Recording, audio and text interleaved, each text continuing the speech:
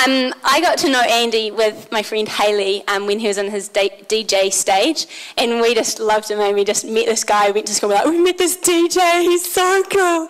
He like plays on the radio in EPR, and we're just like totally stoked to know this guy. He was, first thing we noticed was he's a complete charmer, just the biggest charmer you've ever met in your life.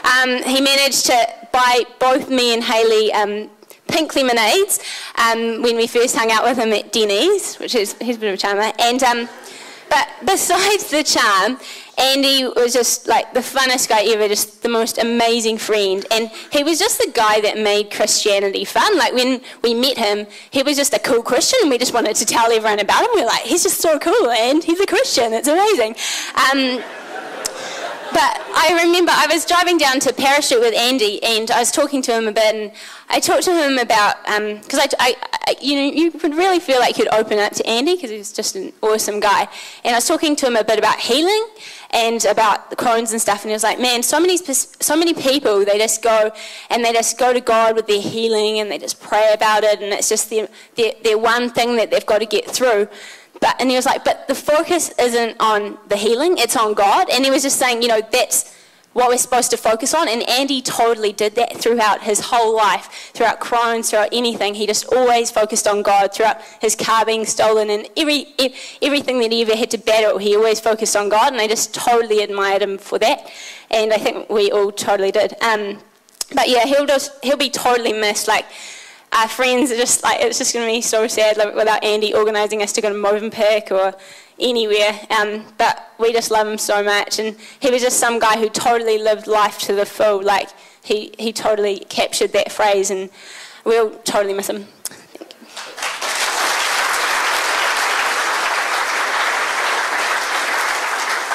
Hello, I'm Jess, and also get to give a little bit of a girly perspective on Andy, because, hang on, one moment, upside down, okay, which is actually a bit of a treat, because to be honest, we actually all thought he was adorable, and I think it's because he made you feel totally adored, like he was divine. And in short, Andy knew how to look after the ladies, as he would call us all.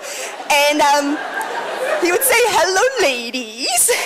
And he was constantly encouraging, and definitely wouldn't mind if you gave a little bit back. You'd be like, Andy, have you been to the gym? He'd be like, maybe. Or like, you'd give him a little, I'm so shaky. You'd give him a little back rub, and he'd like glow or do a little dance. And moreover, like, whenever you saw Andy, he'd treat you like a long-lost friend. He'd be like, hey, how's it going? Which was gorgeous, because normally it wasn't like more than 24 hours since we'd seen him.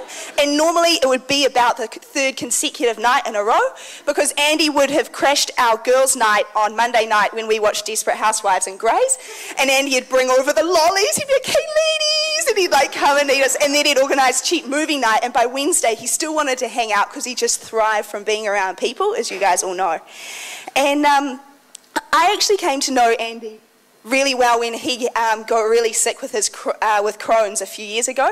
And I think it's a funny time to get to know such an amazing, outgoing, crazy, vivacious person.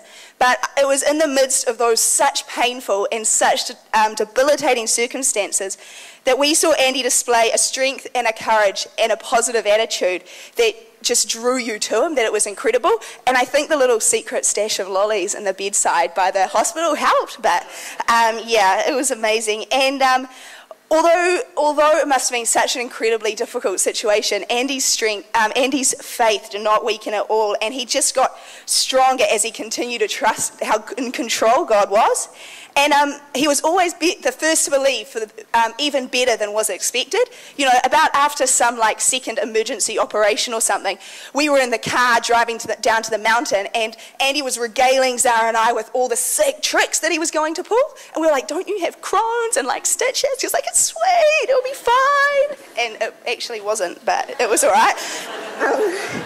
And just to finish up, I was chatting to the girls about Andy, and it was unanimous that there was just something about him. And I don't know if it was like his cute ass cheeky grin and like the Aky laugh when he cracked out, or the way he could make you feel like $1 million just by hanging out with him, or the strength of his conviction that the God he worshipped was faithful and just and sovereign. And I think the facet that stood out to me the most about Andy was his capacity to love.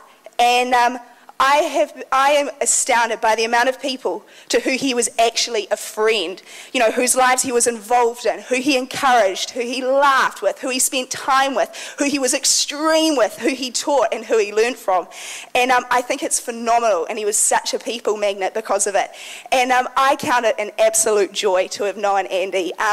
It's devastating that he is not with us anymore, but I will always remember him with a massive smile. He was incredible. So we love you, Andy.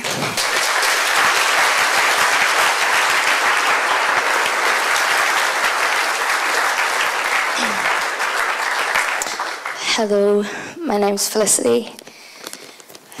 It's going to read straight off the paper because otherwise who knows what will happen. I've had the immense privilege of being close friends with Andy probably over the last 2 years. He was the joker, the life of the party, the fun, exciting guy, but he was also the super sensitive, caring, loving, romantic, soft-hearted man that I got to know. Andy taught me and showed me what it was to really care for someone. What it was like to be special in someone's eyes. He allowed me the privilege of learning it from him. Andy was so perceptive and observing. He picked up on how you were feeling, and he really cared. He thought about things and he contemplated things deeply. In the conversations we shared, he challenged and he inspired me. He had so much more wisdom and understanding than he ever let on. Andy walked humbly. Like one of his life verses, Micah 6:8, walk humbly before your God. That is what Andy did. He knew his weaknesses and his strengths, and he knew God's power in his weakness. He was not afraid to be brought bare before God. He was honest before God, and through this grew so close to him. Andy was one of my greatest encouragers. The little things he'd say had a way of making my day and putting a smile on my face. Even when he wasn't feeling good, he'd always make me smile. Andy loved.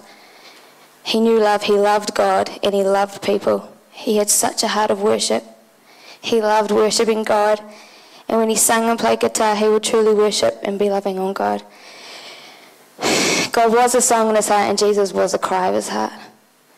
He absolutely loved and adored his family. Peter, he so admired you, and from what I got from him, you were his greatest role model of all time. He bragged about you. He always talked about how wise you were and how much he got from you, and how much he respected what you said. And Janine, he appreciated and adored you so much more than he probably ever said. But when I talked to him, he raved about you. And his brothers, any chance to rave about you, he'd do it. And Dave, like he said, you really were his greatest hero. In Andy's last few months and days, more than ever, Andy learnt what it was to have his heart broken for God's people, the broken, the hurting, the lost. He discovered what it was to see people through God's eyes and have nothing but love for them. One of our last conversations was after doing the World Vision Walk at Parachute the night before he died. It was this walk where you go through this like pretend Africa, and you become a person, and you take on their life and all that kind of thing. We were all really affected by it, and afterwards we were walking out to the car, and he said something like, "It makes me realise how insignificant our problems are. While I'm worrying and crying out to God about my problems, there's kids that are crying for their life." Andy had every right to cry and be upset about a situation at times, but even so, he realised the greater need in other people's lives. He had other people's interest in mind even when he was feeling crap. Andy will also always hold a special place in my heart, ever since within 10 seconds of him not resurfacing till now. I realised, it's dawned on me how much I love this guy and the huge part he played in my life. But not only mine, but in so many lives. He had a huge influence on many people, and he will always be remembered as a guy everybody loves. Let's go over this joke. 2 fish in a tank. You're thinking, Yeah. fish tank, right? And then the guy says,